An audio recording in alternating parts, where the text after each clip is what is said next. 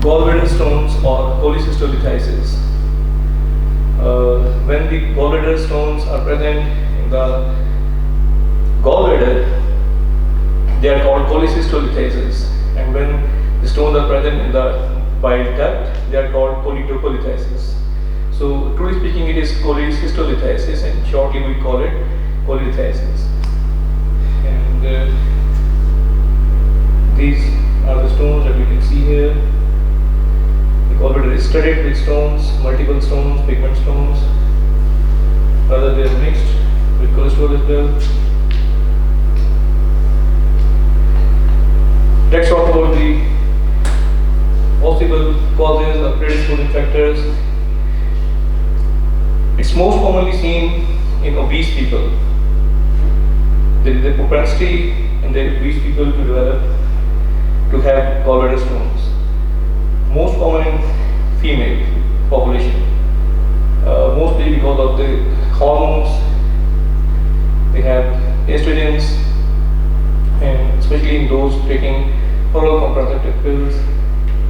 And towards the 4th or 5th decade of life, they are more common in the population, and sometimes they are pregnancy.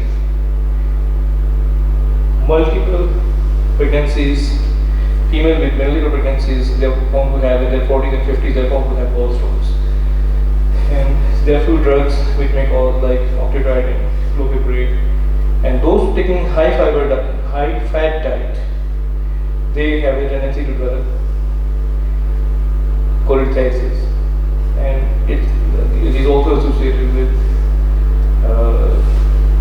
increased association is with diverticulitis. And there are 3 types of gallstones depending upon its content. One is cholesterol stones, second is pigment stones, another one type is mixed stones, which have both the things.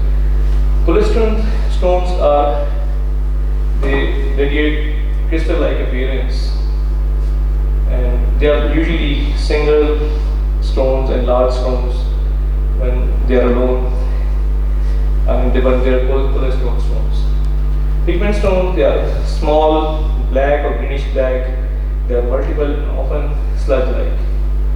Whereas the mixed stones, the most common type of stones are mixed stones, which contain calcium, salts or phosphates, carbonates, palmitate, cholesterol, proteins, and the shape is they are multifaceted. The pigment stones may be black, may be brown. Black are the most common variety. They are formed in gallbladder. They are made of calcium bilirubinate, phosphate, bicarbonate. They are common in hemolytic disorders and sometimes in cirrhosis. They are usually multiple. They are small and hard in consistency. The brown pigment stones, they rarely form in the gallbladder. They usually form in the bile duct when it is called cholecystolithiasis. They are related to bile stasis and infected bile, and the most commonly organisms within them are E. coli and bacteroides. The clinical presentation is most commonly, as we listen,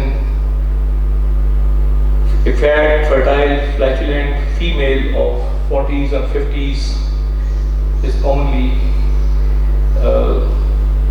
associated to have gallbladder stones. 10% of the gallstones are radiopaque. They can be seen on X-rays. 90% of the gallstones are radiolucent. Asymptomatic in 10 to 20% cases, and whenever they are symptomatic, there is feeling of flatulence or dyspepsia or heartburn, sometimes gastritis-like symptoms, and they may be the pain in the epigastrium or the right hypochondrium may be colicky. That is called biliary colic. That may be radiating to chest or back or shoulder. Colicky is severe pain, and it comes and goes. It's brought on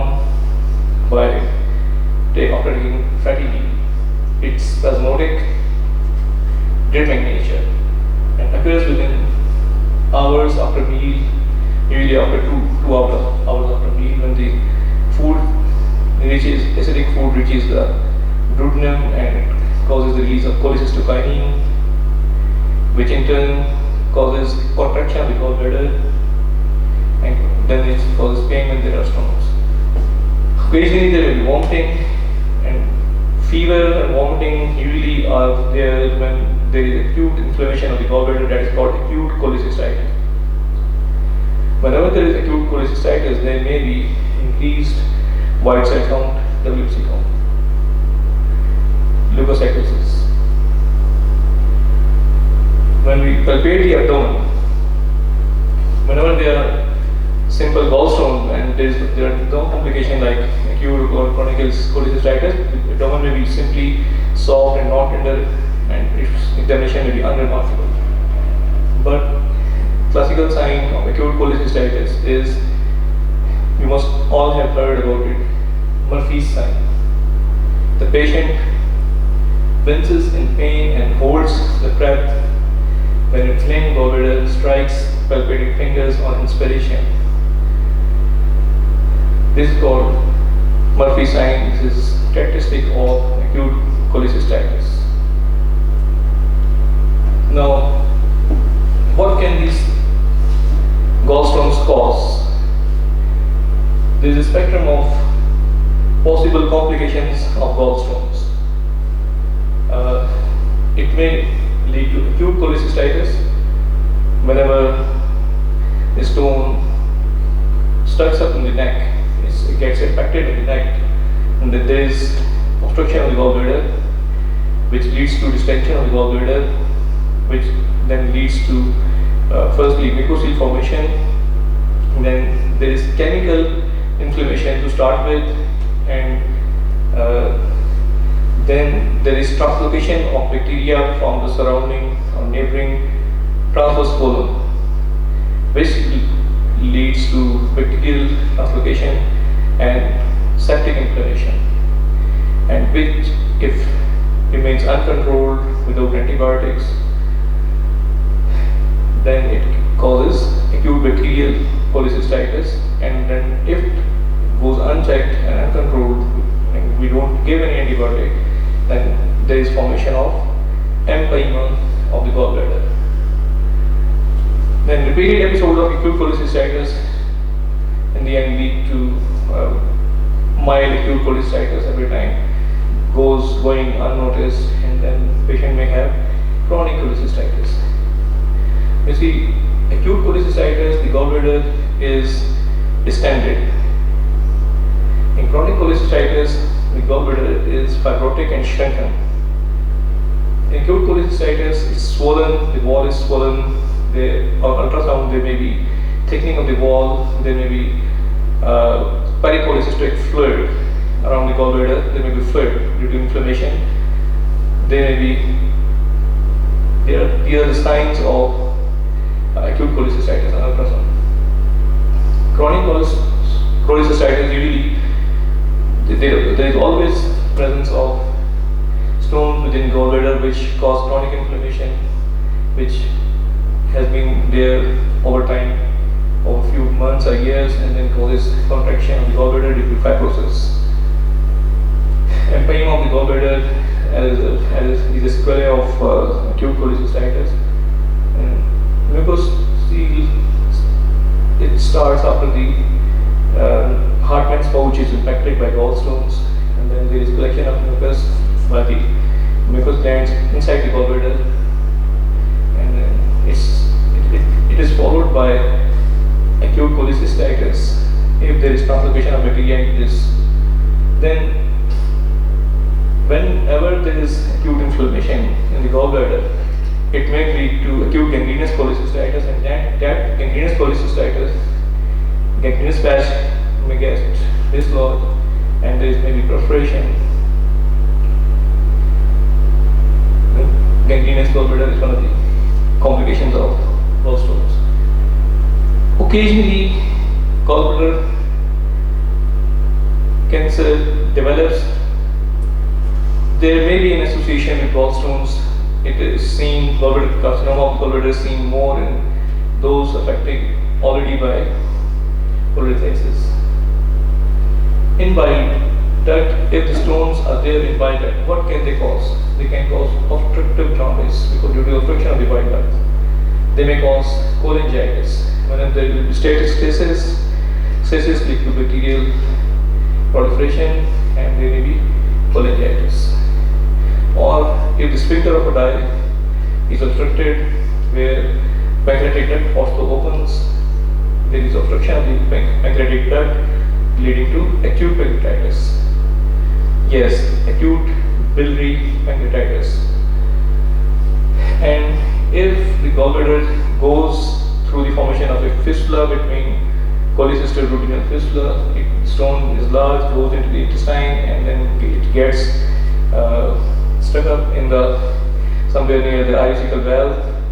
It can cause acute intestinal obstruction, which is called paralytic ileus due to gallstone ileus. It is called gallstone ileus. Now, how to manage a case of cholelithiasis? We request for investigations, baseline, and then specific will be ultrasound. The gold standard is ultrasound. The findings may be posterior acoustic shredding. And previously I told there may be thickened wall if there is acute cholecystitis. There may be pericholecystic fluid if there is acute cholecystitis. There may be stones impacted in the neck of the gallbladder. Here they are not impacted in the neck of the gallbladder, they are just present in the posterior wall of the gallbladder. And occasionally on plain abdominal X-ray, only in 10% of cases when they are radiopaque, they may be seen on X-ray. But we never ask for X-ray for diagnosis of cholelithiasis. LFTs may be deranged whenever the stone is in the bile duct. They may be increased in compliance phosphatase and gamma glutamyl transferase and 5-nucleotidase whenever there is obstructed jaundice because of the obstruction of the bile duct by gallstones. It is called choledocholithiasis. And TLC, total bile cell count, may be increased whenever there is acute cholangitis or acute cholecystitis. So the differential, whenever we see a stone or radiopaque shadow in the undersurface of the liver, it can be right renal stone, it can be right-sided calcified tip of the 12th rib, it may be phlebolith, it may be fecolith, it may be calcified lymph node, it may be renal cell carcinoma, it may be calcification in that renal cell carcinoma and calcification in the adrenal tumor. The treatment, there is a very little role for medical therapy. Previously, people have been giving bile salts as the treatment of cholesterol gallstones, and those bile salts include ursodeoxycholic acid and chenodeoxycholic acids, but it's not a practice to give these things, these pharmacological agents for the treatment of cholelithiasis. Whenever symptomatic, we offer them people surgery. Initially, the conservative treatment includes the observance of dietary advice, like to avoid fatty meals, and the pigment stones are non-responsive to this. Used to be non-responsive to these biliary salts. The treatment of symptomatic gallstones is surgery, and surgery is cholecystectomy. Previously used to be done by open NCM, open cholecystectomy, and nowadays the gold standard is, the ideal is to go for laparoscopic cholecystectomy. And for laparoscopic cholecystectomy, we first achieve pneumoperitoneum by inflating to the infraumbilical port, and then we dissect in the Callis triangle. We identify the cystic duct and cystic artery separately. We apply clips, we divide between the clips, and then we dissect the gallbladder from the liver bed, and we break any adhesions. We perform hemostasis, and then we close the wounds after removing the gallbladder. And the patient may be discharged the next morning, and the patient may be up and about. The hospital stay is less. Advantage of laparoscopic surgery or laparoscopic cholecystectomy is that the hospital stay is minimized, the wound infection chances are less, the postoperative pain is less, and this is good. That is why it's the gold standard. Thank you.